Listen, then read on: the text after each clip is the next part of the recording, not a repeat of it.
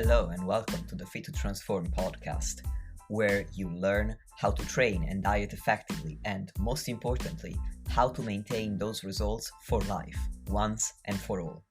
I'm Nikias Tomasiello, a transgender training and nutrition coach working online with anyone who's ready for a true lifestyle transformation, anywhere they may be in the world. As a friendly reminder, any and all information provided is for educational purposes only. You should consult with your doctor before implementing any changes to your diet and exercise program.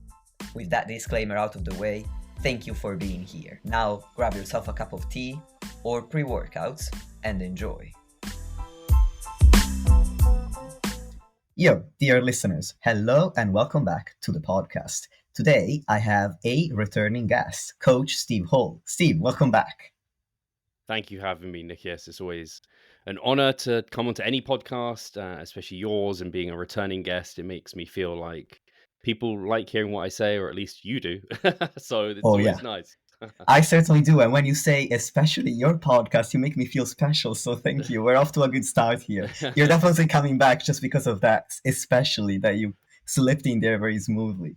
But jokes aside, Steve, as we were talking about off air when I invited you on, the topic I want to discuss with you is really intriguing to me. It's about what we can learn as non competitive bodybuilders or people who are generally interested in training, nutrition, and changing their physique through these practices from competitive bodybuilders who actually step on stage, as well as what are some practices in the competitive bodybuilding world that we really would benefit from staying away from.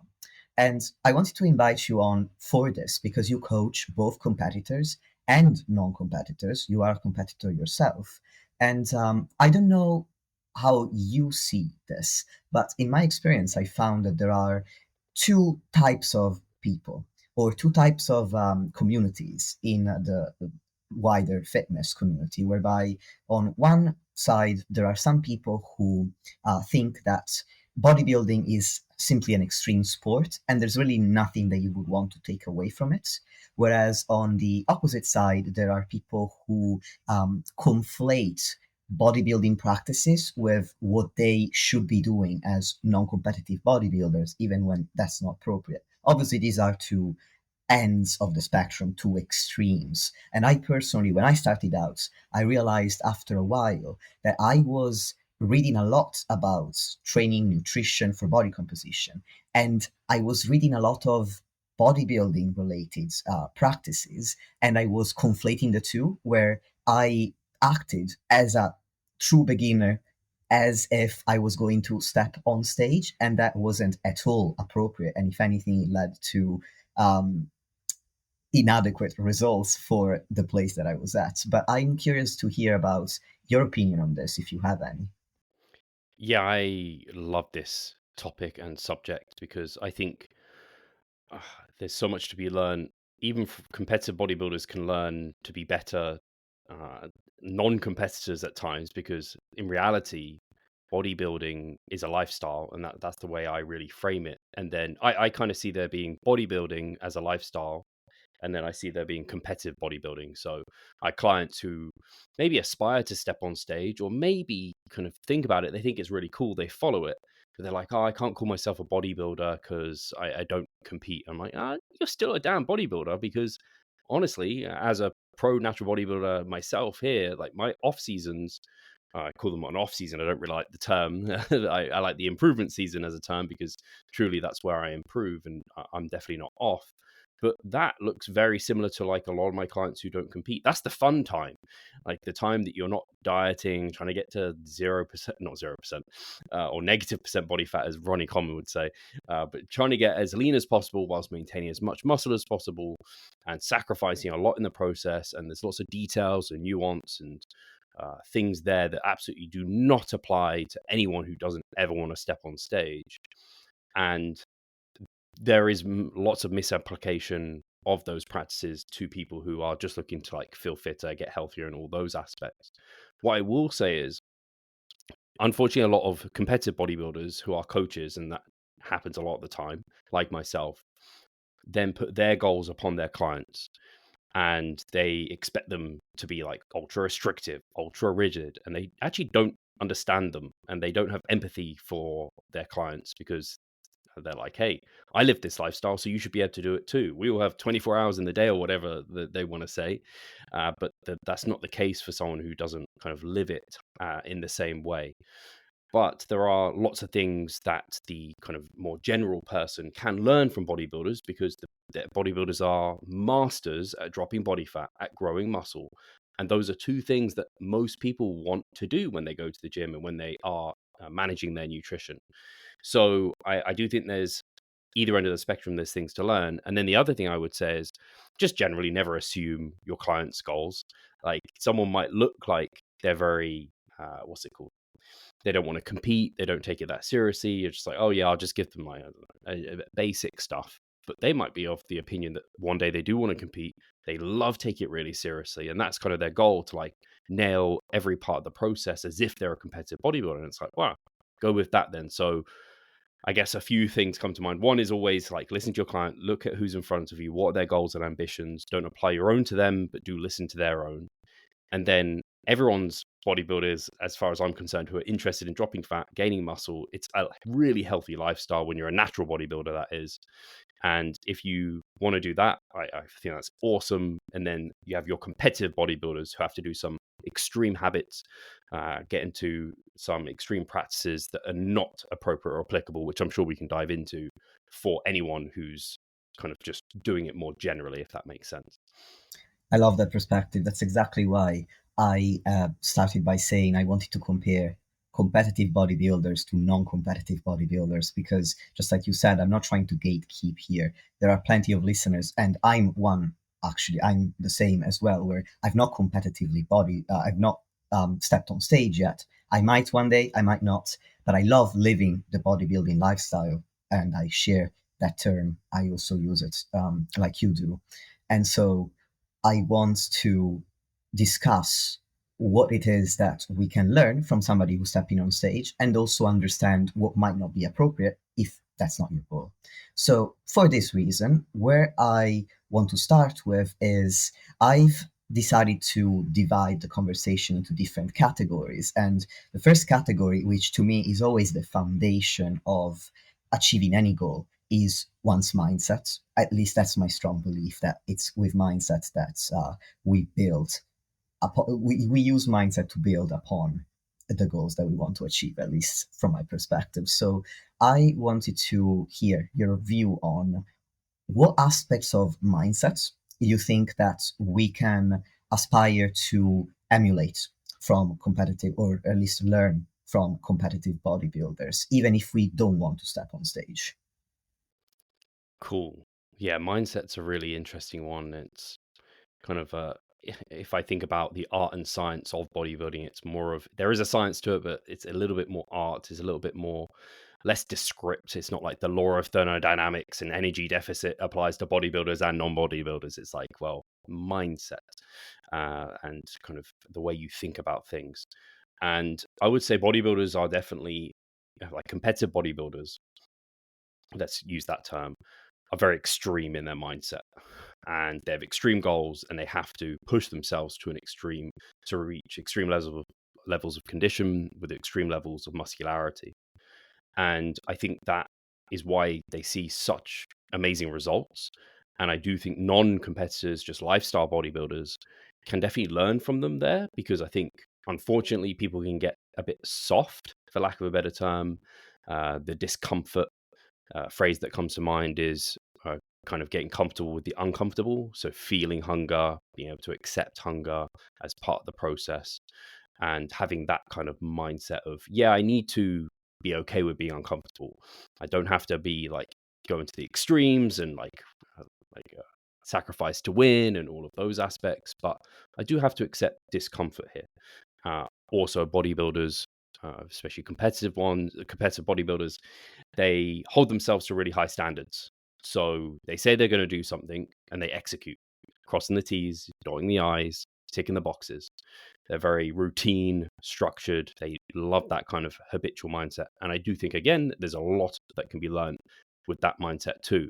Where if you are too kind of flexible, with the way that you approach things. You're like, oh, I'm not a competitive bodybuilder, so I can have this snack here, or I can have this meal out here, and suddenly you're hundreds of calories away from your target goal. So I do think, again, if you're going to commit to something, make a reasonable goal based off, or a reasonable commitment based off your goals and who you are, and then execute and do it really, really well. I think it's like, you can think about it within other industries as well. If you want to get a promotion, then you need to like look up at the people who have already got that like who are already doing that job, and seek like, how did they get there? What are they doing that's allowing them to be successful? So I do think that kind of holding themselves to high standards, being okay with discomfort, are great mindsets to have with this. I don't know if this is necessarily a competitive bodybuilder mindset, but always when this kind of topic comes to mind, I think of stoicism and controlling what you can control, not worrying about what you can't control. And I think that's just a great way to live life. And I think a lot of successful bodybuilders are good at listening to that, because it allows them to stress about the things that they can actually do something about, and they do something about it. And then the stuff that's out of their control, they just don't. So, for example, you can't control who turns up on stage, but you can control getting your sessions in, hitting your calories, doing your steps, doing your cardio. And so I think that's a great thing for just everyone to have in their mind. And I do think an unfortunate consequence of that Stoic philosophy is a lot of people think of it in just like, oh, that just means like, don't stress about the things you can't control. It's the part of it that is where you focus should be actually stressing about the things you can control, because there's so much in your control, and there's so much that you can do. So I think that, at least when I think of mindset and successful mindsets, that Stoic philosophy comes to mind. Don't know if you had any particular mindsets or practices in mind that you think bodybuilders do well, Nikias, and we can jump off there, because like I said, this is a little less science and a bit more art, I think. So I'd love to hear your perspective. Something that you brought up that gave me some thought was when you said that sometimes people can get a little bit soft, you said, with regard to their goal. They will tell themselves, hey, I can have a snack here because I'm not stepping on stage, and then they overshoot their calories by hundreds. That's the example that you mentioned. And I think that what that made me think of, I am repeating myself, I'm not very articulate tonight, but I'll do my best to get better at this. Anyway, what you brought up for me was the fact that I think what bodybuilders, successful competitive bodybuilders, do really well is identify their priorities and set their first priority, and then put all of their eggs, or the majority, or channel the majority of their energy towards that first priority, whilst also being aware that there are other priorities further down the list, but they seem to allocate their energies towards all their priorities in an appropriate manner. Whereas sometimes when somebody is getting soft around their goal, my impression is that they're not as effective at directing their energy, because they think that they say that they want to achieve a certain goal. For example, successfully losing body fats, but then they're not acting in accordance to that goal. Then to me, the question that I would ask that person if they were my client would be, so how much do you care about this? Because then if it is your top priority, then why are you letting all those snacks happen? Like, it is in your control. It is such a simple thing. It's not easy, but it's simple. You have a calorie budget. You stick to that calorie budget. If it is your top priority, that should be top of mind. That makes sense. It seems reasonable to me. On the other hand, if it's your third priority, your fourth, your fifth, it's lower on the list, and you don't care that it's going to take longer because you're aware, well, it is lower on my list. I can't expect results yesterday or the best results possible. Then fair play to you. What are your thoughts on that, Steve? The thought that comes to mind is having a strong why. This is something I should have thought of when I think about mindset for bodybuilders, because it's a question I ask every competitive bodybuilder that comes to me. It's like, why do you want to step on stage? Because when people become soft and when it isn't as big a priority, it's because it's not a big enough deal for them. And I think sometimes they just haven't reflected upon. They're just like, yeah, I just want to gain muscle, lose fat, and they're like, yeah, I just want to look better naked or whatever. It's like, but why? For a lot of people, it's confidence. and that could be confidence because they feel more confident in their skin and take their top off at a beach, and that allows them more confidence in their day-to-day practice in life to, I don't know, talk to the opposite sex or whoever they're attracted to like get a partner, or even go for that promotion and interview at work and what have you. I do think like the fact that I have that sense of, as a bodybuilder, competitive bodybuilder, that sense of just complete autonomy over my physique, where I can strip off fat, I can gain muscle. I know I can do these things. And actually, a lot of people struggle with them. That gives me loads of confidence. So I think it is something that the general or the lifestyle bodybuilder can do really well to get from competitive bodybuilders, is really assessing why are they going after this goal.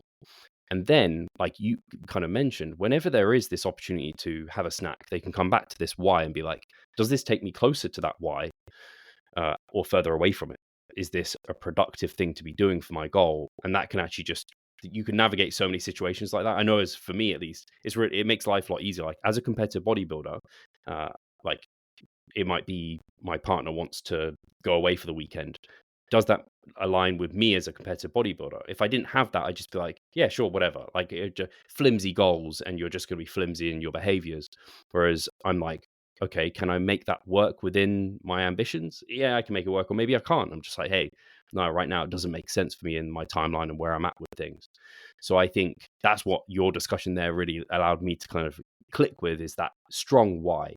So I do think it's just worth, that's something people can definitely learn from competitive bodybuilders, is they have really strong whys for their goals, and then you can also then look at kind of what you're trying to achieve and just have an understanding of what it is. And unfortunately, like I said, a lot of clients, they pursue the goals of their coach because the coach inappropriately assesses that and doesn't ask them what their why is or what their goals really are, or they are seeking their goals based off their friends or the social media content, and they haven't really thought internally about what they truly want. Because once you have a strong why, you'll be able to execute the how so much better. Yeah, I agree. And piggybacking off of the example you gave of your partner going away from your weekend, so another observation I've made around successful competitive bodybuilders is that they are also really effective at focusing on their top priority, which may be competing or it may be executing a successful improvement season, but also they're good at compromising with the rest around the rest of their life, and especially in their relationship. And that's something that comes up often with clients, where if they live with a partner, then do they have shared meals? How do they accomplish their goals when they have such shared meals? How can they navigate wanting to track their calories if their partner doesn't want that? And so I wonder what your thoughts would be about these practices that bodybuilders seem to have, where a lot of competitive bodybuilders have families.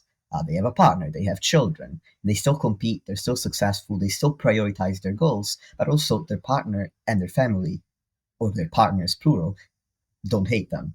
So how can you make the two happen? How can you have your cake and eat it? It's pun intended, to be honest. Yeah. Yeah, sometimes there's the cake needs to be eaten, and I think compromise comes to mind with that sort of thing. And that's going to look different person to person. You'll see a lot of bodybuilders, their partners are actually also bodybuilders, and they make it work because they're both very similar, and so like they are automatically understanding of what one another needs to do, and maybe eating separate meals is just like a no-brainer for them because they have different macros and whatever it is. But equally, I don't think you have to have a partner that is within competitive bodybuilding to understand you as a competitor. And I do think the crux of that comes down to communication.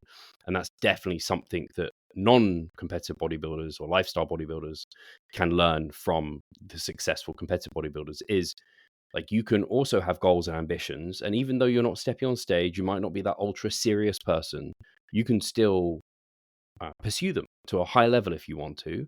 And just, you need to communicate that with your partner. And obviously, you don't want to just be this selfish person.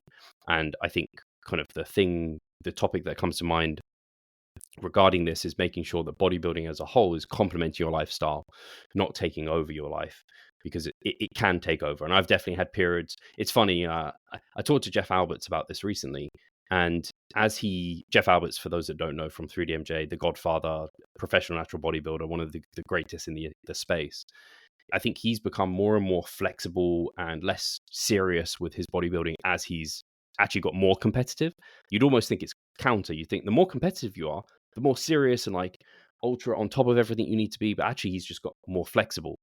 And that's what experience brings with it. And the same can be said for me.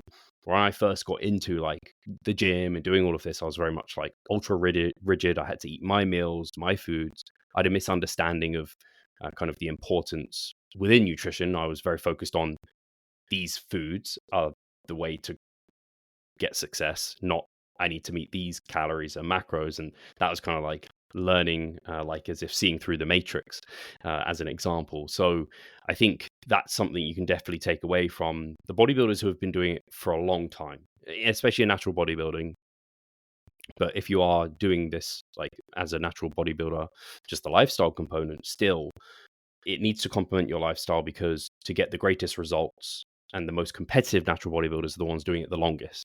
Like if I hadn't been able to consistently adhere to my training, nutrition, and therefore compromised and been flexible, I wouldn't have got to the point of being a pro natural bodybuilder, because it took that long to grow the muscle and get the kind of skill set to take it to stage and bring a look that was kind of pro worthy. But similarly, if you have ambitious goals of, I don't know, gaining 10 pounds of muscle, that doesn't come on within months. That takes years. And so you need to be able to fit this into your lifestyle and make it complementary. And so if you do have a partner or family, you need to be able to navigate those situations. You can't just put yourself into like a bodybuilding camp and take away from these things. Or similarly with work, like a lot of competitive bodybuilders, they're in the industry, they're in the space. So it's like everyone kind of like, they don't have social obligations to, I don't know, go to a business meeting where there's presumed alcohol to be consumed, or a meal to be consumed, or what have you. But in those situations, you can also communicate. And I think a lot of people respect individuals for this. And I think that's something to go back to mindset, or I guess a character trait of bodybuilders. They have a lot of self-efficacy and confidence in themselves to be like almost like unselfishly selfish in a way. Like they realize they need to take care of themselves and be able to do their goals to then take care of others. And so I think communicating that is often just a key component. I don't know if I put it to, I'm trying to think if I can. It's kind of similar, actually, I guess. For example, like my partner, she is vegan, so she doesn't put her goals and that on top of me. But I understand that means we're not going to go to a steak restaurant, even though I love to eat a steak. So we find compromises, and sometimes I'll go out and I'll just go to a completely plant-based restaurant and I'll eat that meal. But she'll know, hey, maybe when we come home, I have to come back and get a protein shake in and whatever that's kind of help bolster that. So I think it is that willing to compromise, communication, making sure overall bodybuilding is complementing your life and not taking over. That means it has to slot in and around other bigger priorities. So for me, bodybuilding is a massively high priority, but the only time it's number one is like within a month or two within prep, where I'm just like, I have to be absolutely dialed in, nothing else matters. And even then it's not actually number one. Like if family needs to be taken care of, they get taken care of. But in my off season, that's when my career starts to become more important. Like other things within my life start to become more important. And so finding that kind of almost balance for you and your goals is important, and just recognizing where it lies for you in order of priority as well. So I don't know if I answered that question completely, but those were some rambles of thoughts. They were very interesting. And in fact, I was thinking that's something that I wish the general world would learn from competitive bodybuilders, is to take pride in the fact that you want to take care of yourself. You want to set boundaries around what it is that you're going to eat or not eat when you go out to a restaurant, and how much activity that you want to do on Christmas Day, for example. Maybe you want to go train when everybody else doesn't. Whereas I think that for the general individual who doesn't compete in bodybuilding, it's hard to assert those boundaries, because it's perceived as though you're being the unfun one when everybody else is eating the burgers and the fries, and you actually want the chicken breast and the salad with the dressing on the side. or you want to go out for a walk and train on Christmas Day, and everybody is wondering, why would you do that? It's a holiday. Whereas bodybuilders take pride in that, and they have no problems asserting those boundaries. So, the thought that came to my mind as you were talking was that this is definitely something that I wish we as a collective would take from successful competitive bodybuilders, because to me it is absolutely ridiculous, to be honest, that we glorify overeating and over drinking when going out to a restaurant. But then, if you actually want to look after yourself, because that's what you're doing when you're eating health promoting food, then you are being ridiculed. I don't think that we have a right to judge anybody else for their choices, whether they are health promoting or not health promoting. I love that. It makes me think of I did a thread, I guess I should call it. It's not a tweet, but threads isn't even, I don't even know if most people know what threads is, but it was something along the lines of like, let's encourage people to be unapologetically into like their bodybuilding goals, and yeah, don't feel they have to apologize for going for an extra walk after dinner, or not drinking alcohol, whatever it is. Coming from myself personally, I have I'm just a people pleaser at nature, and so I don't like to put anyone in awkward positions, especially myself. So definitely, when I was earlier in my bodybuilding, I was less comfortable being uncomfortable with like certain social situations. So I would go drink because that's what other people at my within the career and my job would do. Whereas actually, like the next day, it led me to unhealthy behaviors of like trying to burn off the alcohol, not feeling good, these sort of things. And in hindsight now, I absolutely recognize it just wasn't aligned with my goals and the way I want to live my life.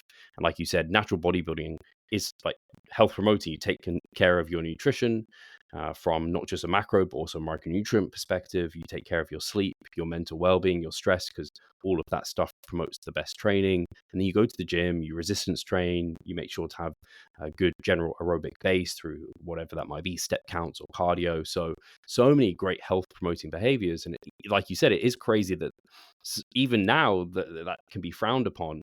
As a personal example, it's quite funny. When I first met my partner's parents, like, well, how many years ago? Like 8 years ago or something, I met them for the first time. And literally, her mum said, she offered me a drink, and I was like, I don't want any. She's like, you sure? Like, you have like whatever we've got, this. I was like, I don't really drink alcohol. She's like, oh man, you're so boring. And like, I understand like her mum's from a bit of a different age, and her mum is who her mum is. I've learned to understand that that's a bit what she's like. But younger me, less confident me would have been like, oh, I'll just have it, just to the kind of people please and just like not just stand out like a sore thumb. But if you start doing that, it kind of can get out of control, and suddenly you're no longer you don't know who you are, what your goals are, and where you're going. You're not going anywhere. You're just like bouncing between different people, like pleasing other people and what they want to see. And if people are critical of you for, I don't know, not having dessert, or I don't know, asking for the chips to be changed to a jacket potato, whatever it might be, is because they wish that they could also be that kind of adherent to a goal or an outcome or something like that. And then if they are critical of you, generally they're not people you want in your life. And actually, people who support you and they're like, oh, that's awesome, like they're more so the people that you want to have in your life. So yeah, being a bit more unapologetically able to stick to what you want to do. And I'm always careful with that discussion, because I do think sometimes people use what I say there as an excuse for unhealthy, kind of very restrictive, extreme behaviors. That's like, no, you don't need to take Tupperware to Christmas Day at your partner's if there's no show within a week or so. Like, you can go and have some of that food. Yeah, you might make smarter choices, whatever. You might not have 5 desserts like everyone else and drink loads of booze, but like you can go and enjoy, and it can be part of like a healthy way of living. But if like, yeah, if you're having stress and anxiety surrounding those sort of things, like there's a bigger issue here. So I'm always careful to be like, is it truly like what fills you with joy, and like it's health promoting, like, and you're not getting anxious and stress, and these are just choices you want to make? Or are you making them because you're like, oh, I'm scared I'm going to get fat, or that food's bad for me and I'm, going to get unhealthy or whatever? So there is a bit of a balancing act, and it only comes when you talk to a client or a person and you get into their mindset of how they're actually thinking about these things. Yeah, and if you're thinking about yourself, it comes down to understanding the intention behind the behavior. I don't think that any behavior is good or bad. It depends on your intention, because to be completely honest, to give a funny example, I went to Istanbul with my best friend just this February, and I brought my food scale because we were at an Airbnb, so I had the opportunity to cook for myself. But then one day I was like, people are always talking about how there's no need to bring a scale to a restaurant and weigh your food. And obviously, I suffered from anorexia when I was a teenager. Never done that at the time, but I sometimes want to see if I can do certain things that in the past I would have considered disordered, and see if my intention around them has changed. So one day I took the scale, I went to a restaurant, and I weighed my food, and I was like, oh, okay. And then the rest of the time, I didn't weigh my food at the restaurant. And equally, like, neither option made any difference to me. Like, when I weighed the food, I was like, okay, now I can make a slightly more accurate estimation of however many calories I had. When I didn't weigh the food, I was like, ChatGPT, I ate this. Can you estimate it for me? And of course, I know that one is more accurate than the other. But now, my intention in bringing the scale was, can I do this without getting anxious when I don't have the scale with me? Which, when I did suffer from an eating disorder and disordered eating to a greater extent, if I started a certain behavior that afforded me more accuracy or more closeness to my goals than another, then switching to the other behavior was impossible. I became very inflexible. Like, if I started taking a scale to a restaurant, I would never stop because that was the better way. So I wanted to see, can I change now? And it was quite interesting to me that I could have the experience of knowing I am pretty sure of my calories and macros because I weighed everything at a restaurant, and then also not doing it the rest of the time, and I was absolutely fine either way. So I don't think that's for that reason. I don't think any behavior is especially negative. It might be, some people might find it funny, true. Some people may frown upon it. I mean, it's their problem, not mine. My problem is, how am I approaching this? What is my mindset around this? Why do I want to do this? Is it causing me anxiety? Am I testing myself? Am I trying to grow from this? Am I trying to challenge myself in a positive way? Am I trying to add to my life as opposed to taking away? That's the way I see it.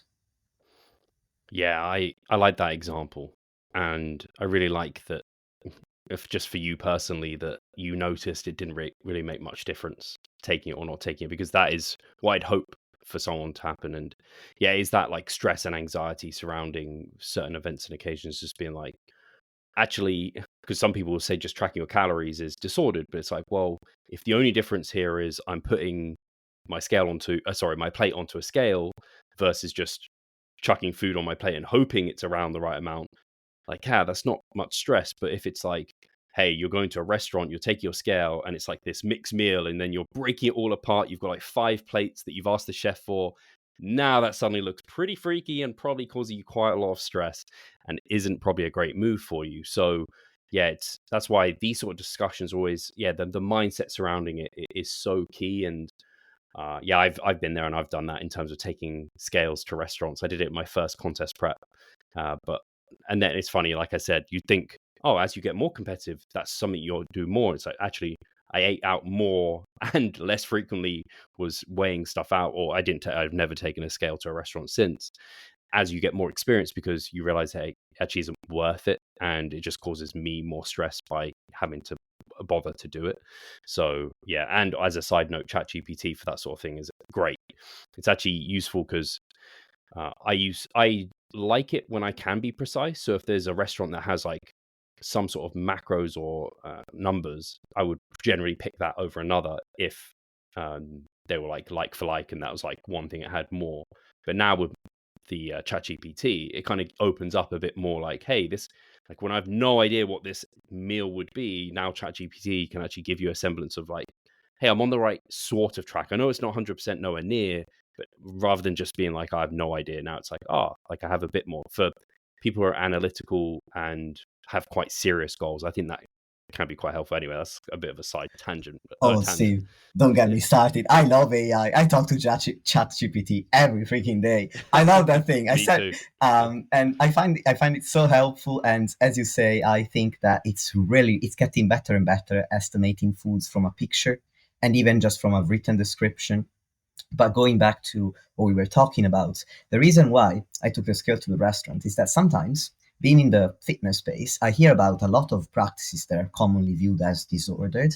So I like to test them on myself to see how disordered my thoughts still are. So for me, again, the intention is in that case to challenge myself. I want to do the thing that everybody says is disordered and see if I approach it with that kind of mindset, because it helps me gauge how far I've come in my personal recovery. Yeah. But as you said, if you approach it from a place of fear, where now you're having a burger and you're breaking the burger apart on your plate so you can individually weigh the bun and the meat and the cheese, I didn't do that. Like, I put the entire plate on the scale and I just thought, and I just estimate, like, if it was, I don't know, a salad, I would say salad. And that's what I put. And then because I had the scale, I was like, well, this was 500 grams. I didn't even look into, oh, let's separate all the ingredients. Like, that never even crossed my mind. I was like, dude, they're already Yeah. looking at me weird because I've got this scale. If I start breaking the food apart, they're gonna charge me because I'm making a mess.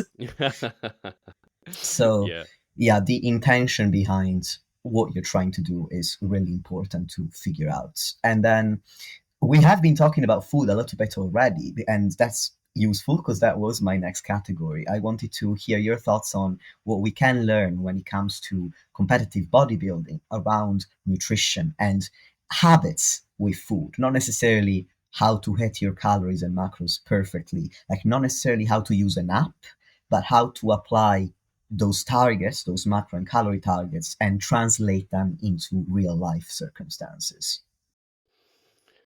Good question. So I think competitive bodybuilders are very good about looking at food as fuel a little bit. I do think there's benefits to that and there's downsides to it, because obviously there's much more to food than just fuel. Even though lots of bodybuilders will like to think they're just robots and there's no preferences and I'll do what it will take. And I don't know, they eat cardboard if they have to eat cardboard, like, to get to their goals. And yeah, don't get me wrong. If I had to eat cardboard to win a trophy, I'd probably eat cardboard. It's fine. But so they can take it to an extreme. But I do think more lifestyle uh, kind of bodybuilders can learn to embrace. Again, it comes actually a little bit back to the discussion of discomfort. Like, if you know you need to eat fruit and veg to keep satiated, to support immune function, to support health, to support recovery, and feel your best in the gym, yeah, you don't have to love everything you eat. So I do think that's somewhere the lifestyle bodybuilders can go a bit wrong, is they do actually just look at if they do an extreme if it fits your macros. They're like, everything, I want it to taste good, and yeah, I'll hit my protein, I'll hit my calories, but that means I can have a tub of Ben and Jerry's and I'll just support it with some whey protein shakes, and that'll be fine. And they forget about the fiber, the micronutrients, the phytonutrients, like getting their essential fatty acids in, all those sort of aspects, which, because bodybuilders do think about it from a functional lens, they're like, okay, so these things are needed to be quote unquote optimal, to perform my best, feel my best, all that stuff. And I think the better bodybuilders then can be flexible with that, and also move things around to be a bit more kind of varied and to fit their preferences too. Because if you enjoy something, you're going to adhere better. It's going to create less stress and those sort of things. And the other thing, I guess, that bodybuilders do well with, again, is that structure and routine. So they have like a pretty standard meal frequency and pretty standard times that they eat. And the example I always come back to is, like, when you went to school, you have a school uniform, you don't have to think, you just put it on. And of course, we find ways to make it more complicated, like doing our hair or makeup and, I don't know, shoes and what accessories, how are we going to put our tie on? But like, the case is, if you have that school uniform, there's only so much you can modify, and then you just kind of get on with your day. Whereas if you have to think about what you're going to wear every day, you're like, geez, you could spend too much time doing that. So if you have these general structured meals and timings, it just helps everything, even outside of the scientific reasons of like circadian rhythm and that sort of chrononutrition aspects that can be beneficial. But just knowing I have my lunch at this time and I generally eat this, now, even if you just don't have those foods available, like I don't know what it could be a chicken sandwich with an apple and banana. It's like, well, I could probably buy that from a shop if I've not actually made it myself. Or maybe you have meal prepped, and that's awesome. That's something a lot of bodybuilders are very good at, having not just having the structure, but having a plan and planning ahead of time so that there is no room for failure. I will say that's a huge difference I see with my most successful clients and least successful is those that just have like a very pretty samey day-to-day structure and pattern, whether or not they're competitive bodybuilders or lifestyle. They just execute. It's so much easier when you know you've got these things to do. And like I know for myself, I train at a particular time every day. I couldn't even imagine trying to get stuff done if I was like just being like, oh, I feel hungry now, I'm going to eat. It's like, well, you just eat whenever you suddenly feel really hungry. And then how do you select the foods? I'll just go off what I feel fancy at the time. It's like, oh man, that's really hard. Like literally playing Tetris and just seeing what fits and trying to muddle it all together. That's stressful. Like every meal you're trying to do that. Whereas if you kind of plan ahead, you have some sort of semblance of idea of what it's going to be, suddenly just everything is much more like flowing and less stressful and much easier to kind of adhere to.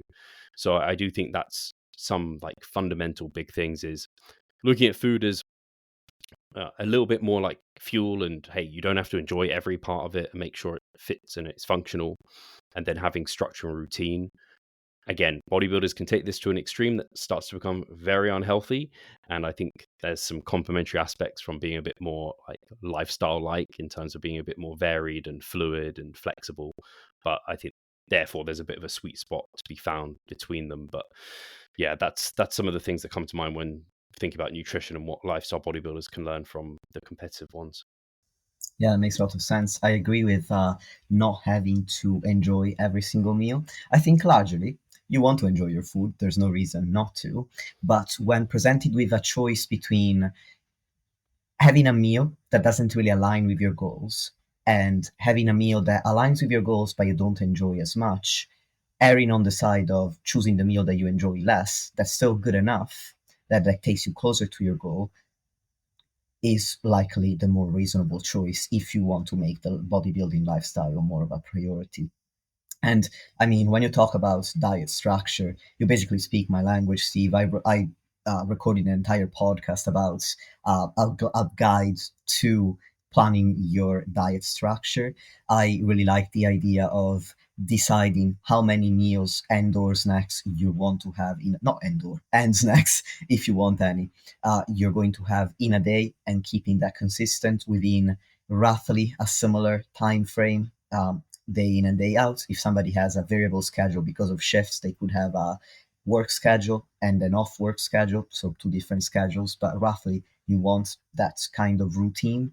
I also like the idea of having calorically equivalent meals, so it makes it so much simpler as opposed to trying to do the math towards a calorie goal for the day. If you take that calorie goal, you split it into, let's say you want to have 3 meals, you're having, let's say, easy math, 1,500 calories a day in a fat loss phase, 3 meals of 500 calories. And within those meals, you go by, okay, let's have a protein source, let's have a fruit or a veg, a carb, and if there are calories remaining, a fat and or a dressing. With those parameters, you could have so many different and really enjoyable meals and still have so much structure that it makes it so much easier to hit your macros than to just go off, as you said, how you feel in the moment. And I feel that it's important to share this message because my impression is that the objection is often, oh, eating like a bodybuilder is so boring and it's only always the exact same meals. Well, some bodybuilders like to eat that way, that's true, but what's important is that there are some underlying principles that all competitive bodybuilders are nailing, and those principles actually allow for a ton of flexibility and dietary diversity if you're focusing on those as opposed to the specific dietary choices like the specific meals. Yeah, I think that's very well said. I even think about it for myself at the moment in my off season. I have like 3 meals. I know they're all around 1,000 calories. That then gives me a buffer because I'm on like just over 3,000. It gives me buffer for some of them to be a bit bigger if I want, or to have a snack if I want to, or normally I just put it in for my Ninja Creamy and have that there. And although two of my meals are basically the same every single day, one of them does vary like day to day. And it's exactly as you said. I basically rotate between salmon and eggs, and I'll kind of rotate between those. And then sometimes I'll rotate some of the vegetables within that meal for a bit of variety there. And some people might need more than that, and that's okay. It's then just finding what works for you. But I love your just discussion of it does make it way more simple if you go, hey, I have 3 meals a day. They're all around this many calories. I want to get this much protein in each, and then make sure I've got some sort of plants coming in with each one. And that's not restrictive. That's actually really, really like wide and very open into there's so many different things that would fit in that scenario. I think people think bodybuilders, one, they think meal plans. And of course, there's principles from meal plans you can take that really, really helps, like the structure and the timings and everything like that. But they think meal plans and like eating to the clock. It's like, no, you can be like eat within a range, like you said. Like I know I typically eat between like 11 and 12. Like that's fine. You don't have to eat on the dot. And they think of just like chicken, rice, broccoli. Like that's the classic, right? It's like actually that could be so many different things and be suitable for your goals and to your preferences too. So, and the other thing this is the thing I was going to say as you were talking was not enjoy. You don't have to enjoy everything you eat. I think there's also this element of something that you can learn from competitive bodybuilders. I know this is right for you, Nick, yes, and it's the same for me. We find enjoyment out of hitting our goals. So if there is an option between something that's maybe tastier and quote unquote more enjoyable, but something that's pretty enjoyable but more goal driven, we almost get more satisfaction out of being like, nah, I'm going to go for the goal driven thing because like that's taking me to where I want to go. So almost finding enjoyment from meeting their goals, less about always the food. Yeah, that's an awesome point. And now, leading into the end of the conversation, I wanted to hear your thoughts on what we can learn from competitive bodybuilders as it pertains to resistance training. Perfect. So this comes back to a lot of the bodybuilders, again, competitive bodybuilders are pretty extreme in how they do things, and they are a little bit like more is better, harder is better, and they're very good at pushing themselves really hard. And this is fundamental to progressing within the gym, is that relative intensity. It is the bedrock to everything. If you're not able to push yourself hard in the gym, you will not grow. Well, you might initially because newbies grow from anything, but you're not going to get anywhere near to the amount of muscle mass that you want. To grow serious muscle, you have to get really comfortable with the discomfort and find enjoyment in that discomfort. And so that's something bodybuilders are great at. They almost always want to be sore. They want to feel these like disgusting pumps. They want to be like almost failing on a leg press, and they just get this sense of just huge enjoyment from that. The best bodybuilders also will log their training, so they'll have a logbook. They'll see what they did last week, and they'll look to build upon that week on week. And they also are very good about, similar to that structure and routine of eating, being like, I train at about this time, I have this training session to get done, I get it done. And they make it a big priority in their day. For me, for example, I put it in my calendar. I will very rarely book anything in during my training window. And I might move things around a little bit, and in comp prep, it's not happening at all. So I think again, it comes back to that being selfish to be a bit selfless. Like I know I need to get my training done to be a better human. So even like your example on Christmas Day, not to say you have to train on Christmas Day or anything, but I can. And if I can, I will. Because I just feel better when I train. And unless it's like a program deload and I am like resting and recovering, kind of doing what the plan says. And I think bodybuilders are good to a fault almost sometimes at sticking to the plan, even when, I don't know, they're sick or whatever it is. They're good at pushing through discomfort. And I think that is probably the biggest thing non-competitive bodybuilders can take away from bodybuilders, and finding kind of enjoyment from something that looks monotonous. Like bodybuilding training is pretty boring when you look at it versus like CrossFit or even powerlifting, which is quite similar in some ways. But there's many more variables and it can be a bit more exciting with peaking and everything. Bodybuilding is like, hey, just like get this dumb piece of meat and take it close to failure through an amount of volume that it can recover from, and then look to beat that in future. So it's only so exciting. But I think the more lifestyle bodybuilders can learn from that, where it's a case of like, yeah, enjoy the basics, enjoy pushing yourself and that effort level, and maybe get some enjoyment out of the pump and stuff like this. I think that's not a bad thing. Learn mind muscle connection and trying to connect with muscles and making sure that, hey, the intended muscle is getting that work done. These are big bodybuilding principles. And try not to chase novelty. Try not to chase program hopping, which again, the general lifestyle bodybuilder can definitely find themselves doing. When they hit a wall with an exercise, it might just be 1 week their repeat performance. They're like, oh, I'm plateaued, I'm going to change exercise. It's like, no. That could be just the time you need to pursue, because now you're training really hard with a load that is generating growth. You just need to like stick with it.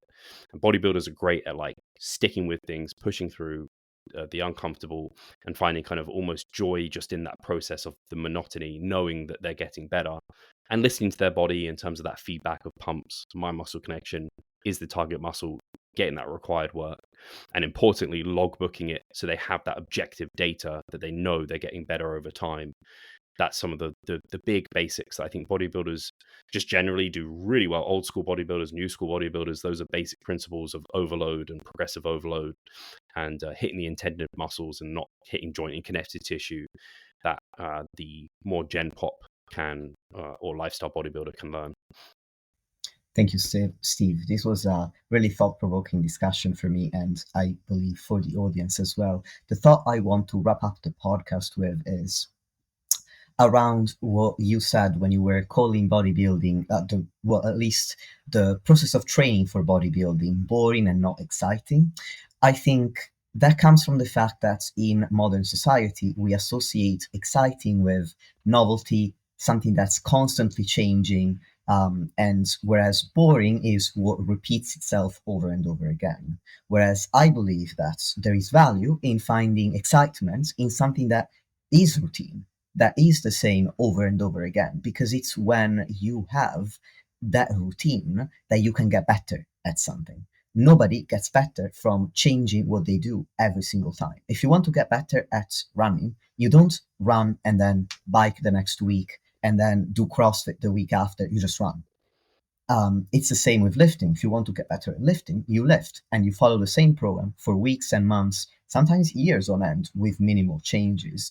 And I think there is value in finding that exciting as opposed to always chasing novelty or constant changes, as you were saying, Steve. So it's a matter of shifting your perspective as opposed to accepting that bodybuilding training is going to be, in quotation marks, boring or unexciting.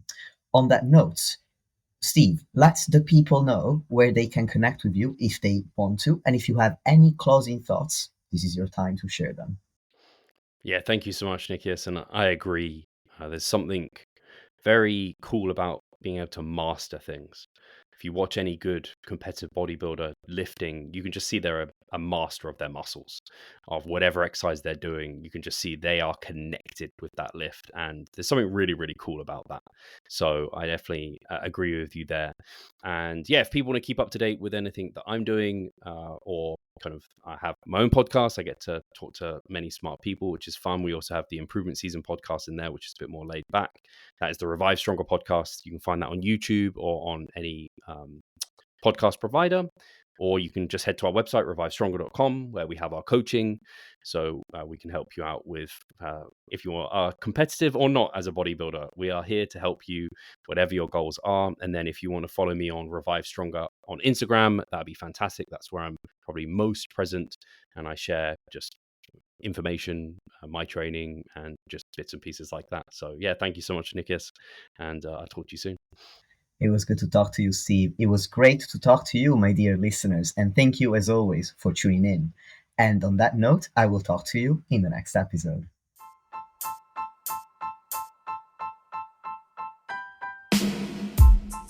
Lastly, if you want to support the podcast and help me reach more people, please leave a 5-star rating or review on any podcast platform that you're using. Thank you very much for listening, and I'll speak to you soon.